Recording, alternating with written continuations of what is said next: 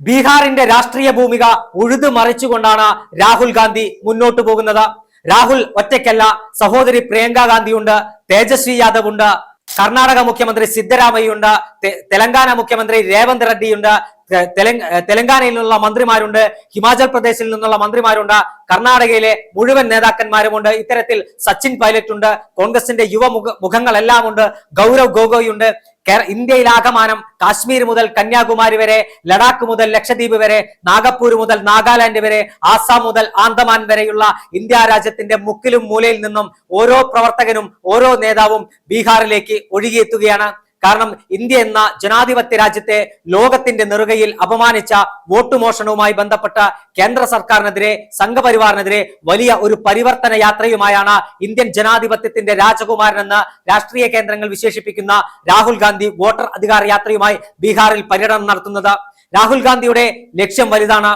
2026 ലോക്സഭാ തെരഞ്ഞെടുപ്പിൽ രാജ്യത്ത് അധികാരത്തിൽ വന്ന സംഘപരിവാർ വ്യാജ വോട്ടിലൂടെ, കള്ള വോട്ടിലൂടെയാണ് അധികാരത്തിൽ വന്നതെന്ന് പ്രധാനമന്ത്രി നരേന്ദ്രമോദിയുടെ മുഖത്തു നോക്കി പറയാൻ ചങ്കൂറ്റവും ധൈര്യവും കാണിച്ച നേതാവാണ് രാഹുൽ ഗാന്ധി. എന്നാൽ രാഹുൽ ഗാന്ധിയുടെ ആരോപണങ്ങൾക്ക് മറുപടി പറയാൻ ഇന്ന് വരെ ഒരു BJP നേതാവിനും നട്ടെല്ലുണ്ടായിട്ടില്ല എന്നതാണ് യാഥാർത്ഥ്യം.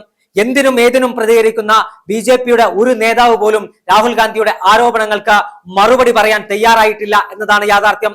ലോക്സഭയിൽ എല്ലാ വിഷയങ്ങളിലും അഭിപ്രായം പറയുന്ന പ്രധാനമന്ത്രി നരേന്ദ്രമോദിക്ക് രാഹുൽ ഗാന്ധിയുടെയും ലോക്സഭാ അംഗങ്ങളുടെയും ചോദ്യത്തിന് മുന്നിൽ പകച്ചു നിൽക്കുന്ന കാഴ്ച രാജ്യം കണ്ടതാണ്.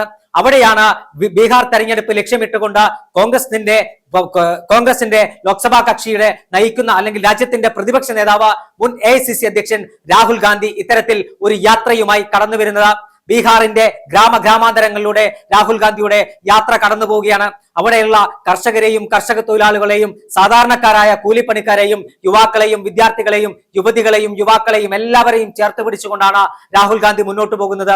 കോൺഗ്രസ് മുന്നോട്ട് വെക്കുന്ന ആശയം വലുതാണ്. അതായത് ഇന്ത്യ രാജ്യത്തെ മുഴുവൻ ആളുകളെയും, നെഞ്ചത്ത് കുരിശ് വരയ്ക്കുന്നവരെയും, നെറ്റിയിൽ നിസ്കാരത്തഴമ്പുള്ളവനെയും, നെറ്റിയിൽ ചന്ദനം പൊട്ടണിയുന്നവനെയും ഒരമ്മ പറ്റ മക്കളെ പോലെ കണ്ടുകൊണ്ട് അവരെ ചേർത്ത് പിടിച്ചുകൊണ്ട് സംഘപരിവാറിന്റെ ഹൈന്ദവ തീവ്രവാദത്തെ തുറന്നു കാണിക്കുമെന്ന പ്രഖ്യാപനമാണ് രാഹുൽ ഗാന്ധി ബീഹാറിലുടനീളം നടത്തുന്ന യാത്രയിൽ വ്യക്തമാക്കുന്നത്.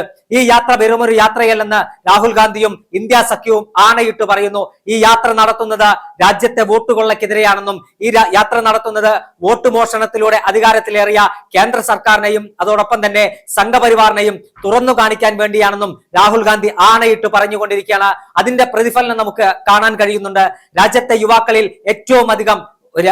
യുവാക്കൾ ആശ്രയിക്കുന്ന സാമൂഹ്യ മാധ്യമമായ ഇൻസ്റ്റഗ്രാമിൽ BJPയെ മറികടന്ന് കോൺഗ്രസ് ഒന്നാമതെത്തിയിരിക്കുന്നു. ഇൻസ്റ്റഗ്രാമിൽ നരേന്ദ്രമോദിയുടെ ഫോളോവേഴ്സിനേക്കാൾ കൂടുതൽ ഫോളോവേഴ്സിനെ ഉണ്ടാക്കാൻ ഈ യാത്ര കൊണ്ട് രാഹുൽ ഗാന്ധിക്ക് കഴിഞ്ഞിരിക്കുന്നു.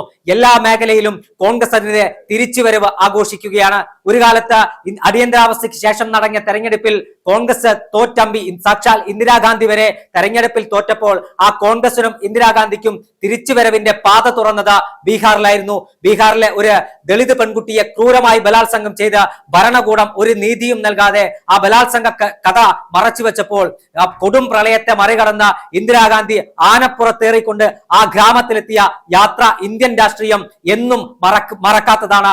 ആ ഇന്ദിരാഗാന്ധിയുടെ കൊച്ചുമകൻ രാഹുൽ ഗാന്ധി വീണ്ടും ഒരു യാത്രയുമായി ബീഹാറിന്റെ മണ്ണിൽ നിന്നും തുടക്കം കുറിച്ചിരിക്കുകയാണ്. ഇന്ത്യ രാജ്യത്തിന് നഷ്ടപ്പെട്ട ജനാധിപത്യവും മതേതരത്വവും തിരിച്ചുപിടിക്കാൻ, സംഘപരിവാറിന്റെ വോട്ട് മോഷണത്തെ തുറന്നു കാണിക്കാൻ രാഹുൽ ഗാന്ധി ആ യാത്രയുമായി കടന്നു വരുമ്പോൾ രാഷ്ട്രീയ നിരീക്ഷകർ അടക്കം സംശയമില്ലാതെ പറയുന്നു, 2029 ഒരു ലോക്സഭാ തെരഞ്ഞെടുപ്പ് ഇന്ത്യയിൽ നടന്നാൽ ആ തെരഞ്ഞെടുപ്പിൽ കോൺഗ്രസ് അധികാരത്തിൽ വരികയും രാഹുൽ ഗാന്ധി ഇന്ത്യയുടെ പ്രധാനമന്ത്രിയാകുമെന്ന്.